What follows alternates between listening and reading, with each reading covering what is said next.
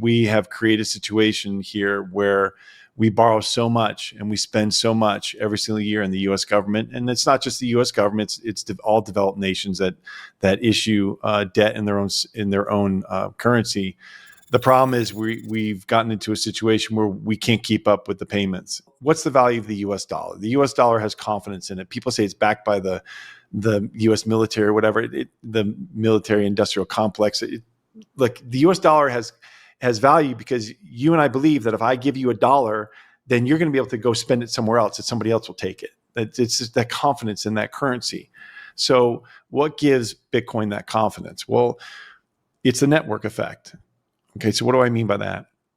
I mean that you and I can exchange Bitcoin and know that whatever I give you is going to be worth the certain amount of that total amount of Bitcoin that's ever going to be out there. The world is sinking deeper into debt, and right now, there is no sign of rescue because governments keep spending more than they bring in, patching the holes by printing more money.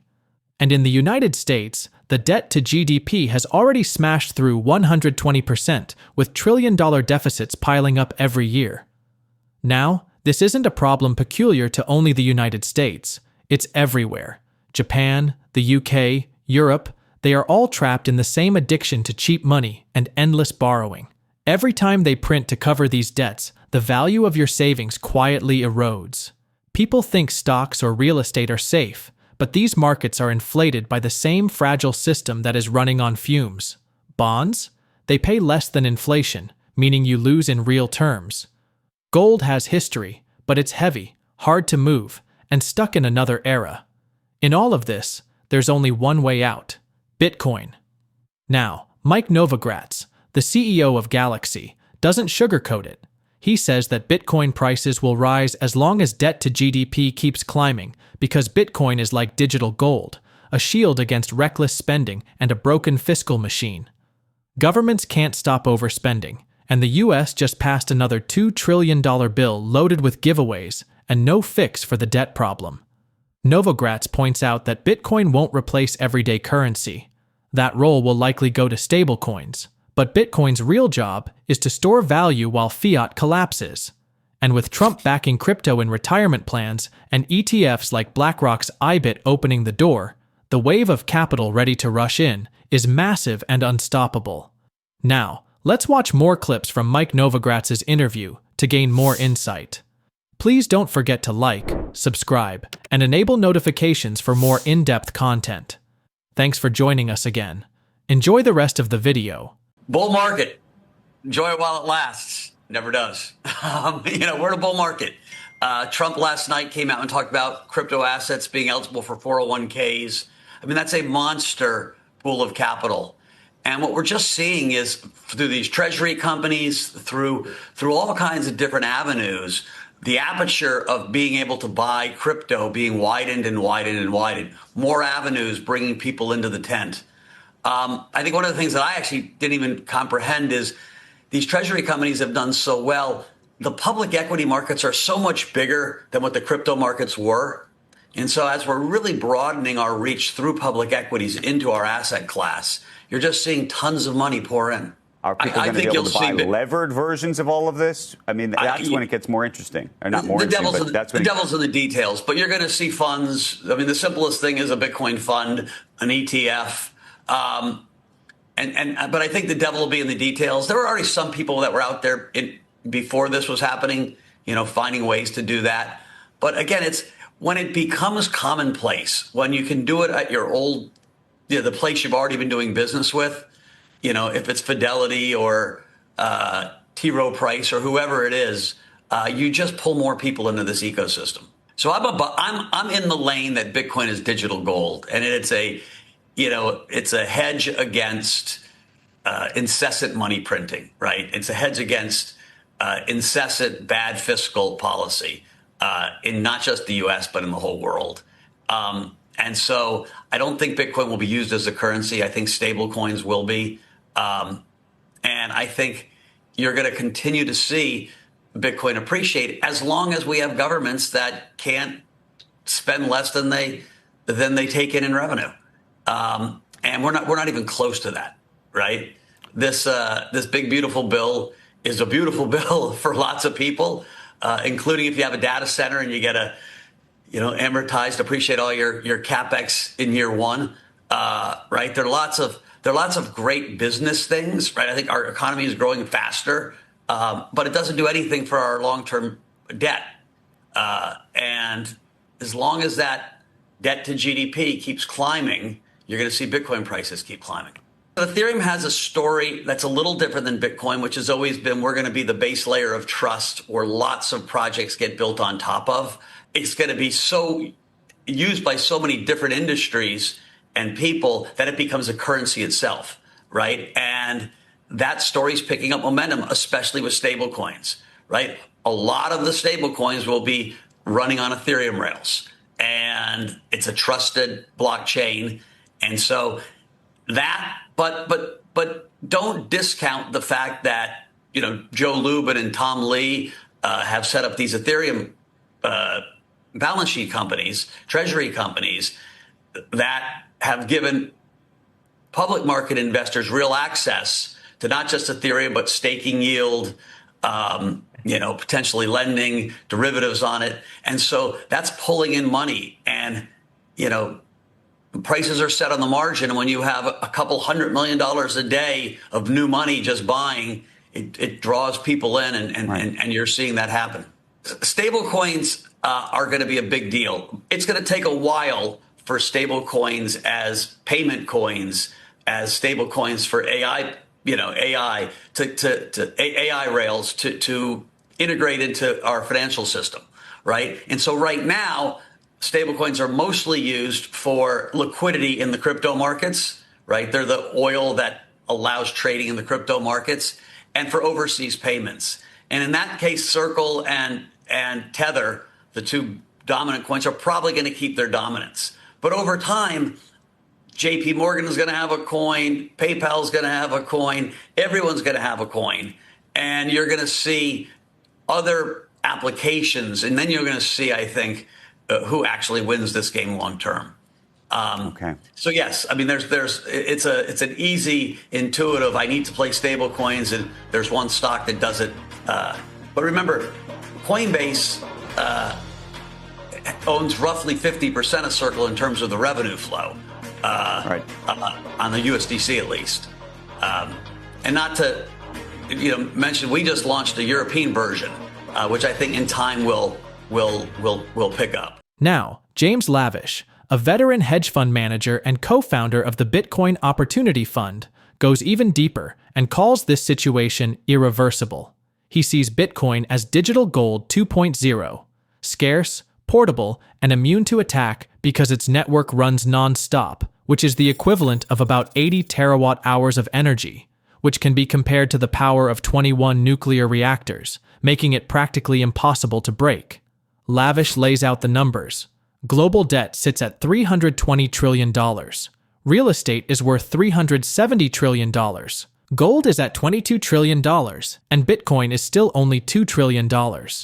As trust in bonds and the dollar fades, he says the shift will speed up with money moving into Bitcoin, which is already taking market share from gold. And next could challenge real estate since it comes without tenants, property taxes, or legal headaches. He dismisses alternatives like Ethereum for changing its rules and calls stablecoins temporary fixes that don't solve the underlying problem. For him, real Bitcoin is the only protection worth holding. Now, let's watch clips from James Lavish's interview to gain more insight. We are borrowing more and more money. We have to pay back that debt. It begets more borrowing, right? So you've got those payments that we talked about, the entitlement programs, Social Security, Medicare, Medicaid. You have to pay for your military expenses. Those are not going down. Those are continuing to expand. Then you've got your interest payments and your debt. And as you borrow more, you're going to have to borrow more debt. And so how do they deal with this? They deal with it by expanding the money supply. They create a situation where you've got GDP expands nominally in order to pay down past debt with cheaper future dollars. It's a pretty simple concept, but that's structurally what we've been doing for many years here, arguably since 1971. And so why does it matter? Well, it matters because suddenly you have this asset that's deflationary in that it can't be expanded, it can't be manipulated like fiat. And so now you've got you've got kind of two forces that are working against each other. Okay, you've got the need for the expansion of the money supply and for expanding GDP nominally to pay down that debt, to debase that dollar.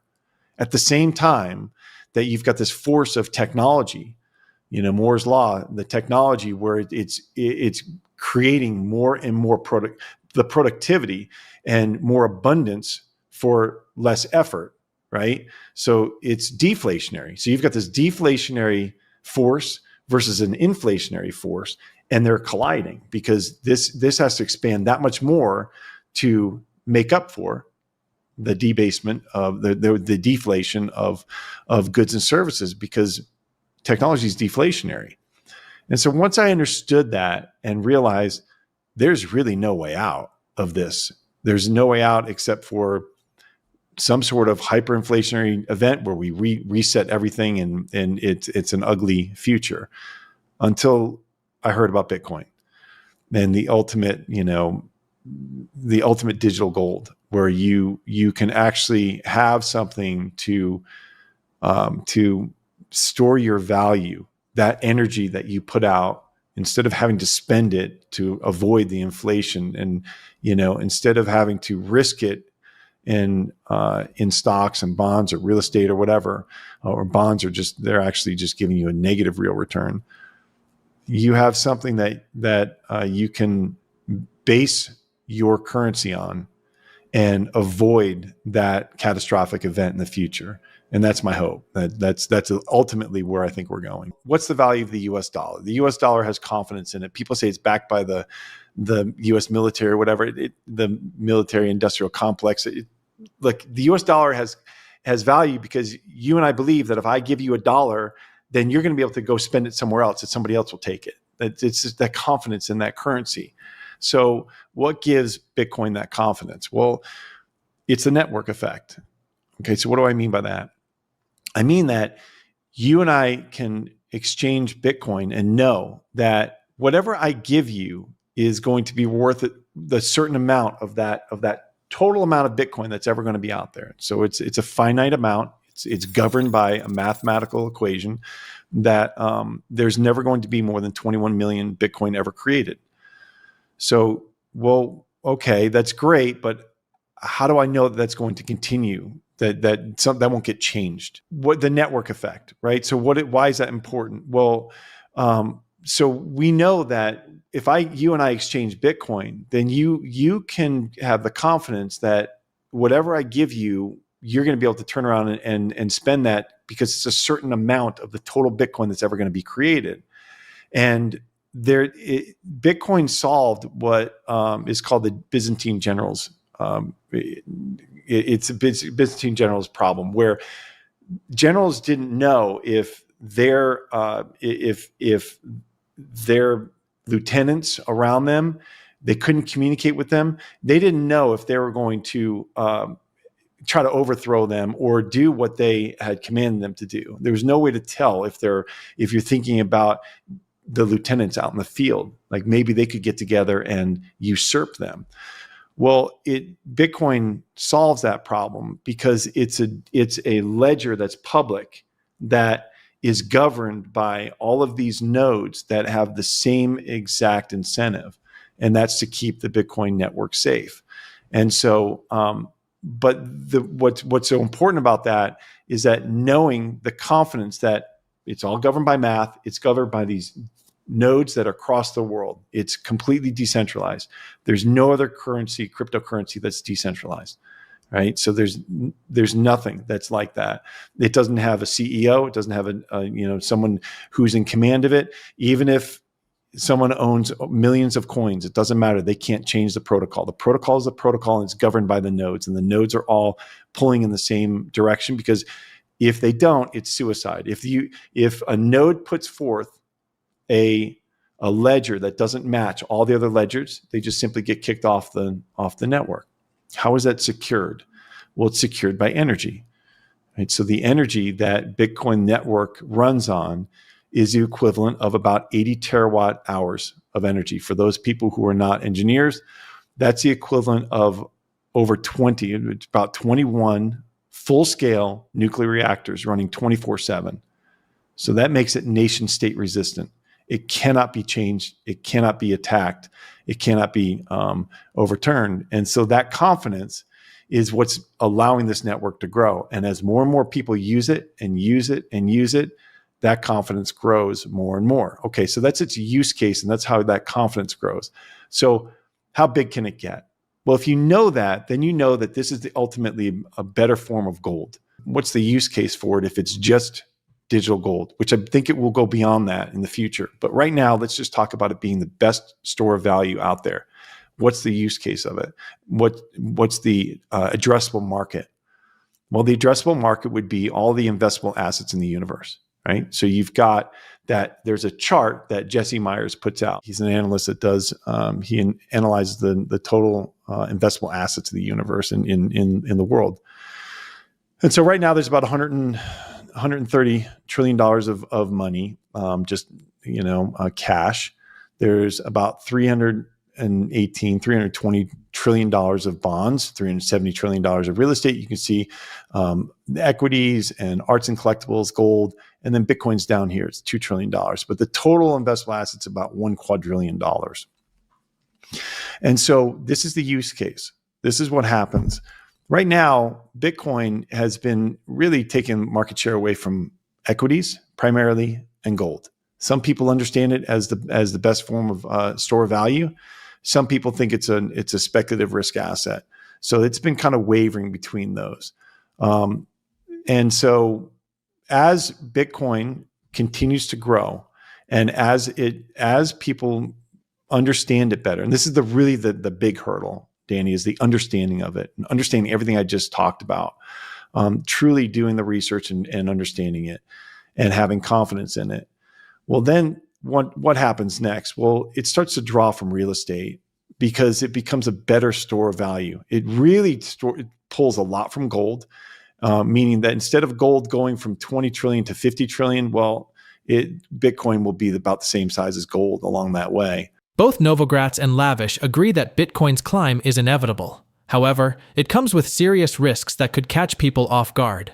Governments have locked themselves into a position where they must keep printing to service their debts.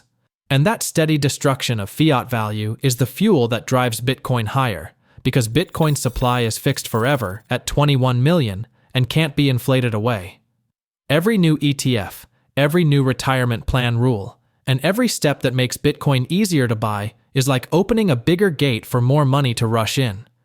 But there is a hidden danger in the very tools helping crypto grow.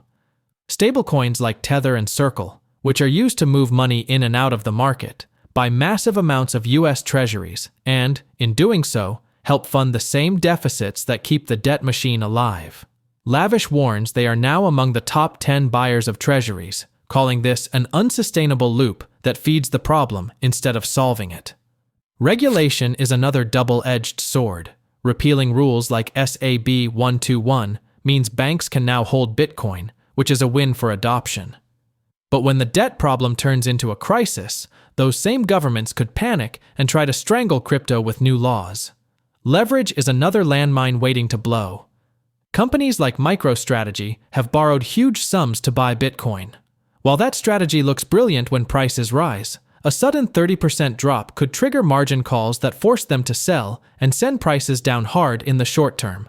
Lavish puts it in the starkest terms, saying we are borrowing tomorrow's productivity to pay for today's spending. When that collapses, the only asset left standing will be Bitcoin. Novogratz, equally blunt, tells people to enjoy the bull market because it will not last forever. The debt to GDP numbers will keep rising, the money printing will keep eating away at purchasing power, and the faith in fiat currencies will keep fading. For Novogratz and Lavish, Bitcoin is not a risky bet. It is a lifeboat in a storm where the waves are only getting bigger. The choice is brutal but clear. Hold something with a fixed supply and global demand, or get stuck holding paper money, sinking bonds, or gold that sits in a vault while the system collapses. The question is whether people will act before the tide comes in or keep hoping that the same people who built this debt trap will somehow find a way out. Thanks for watching, and don't forget to like and subscribe.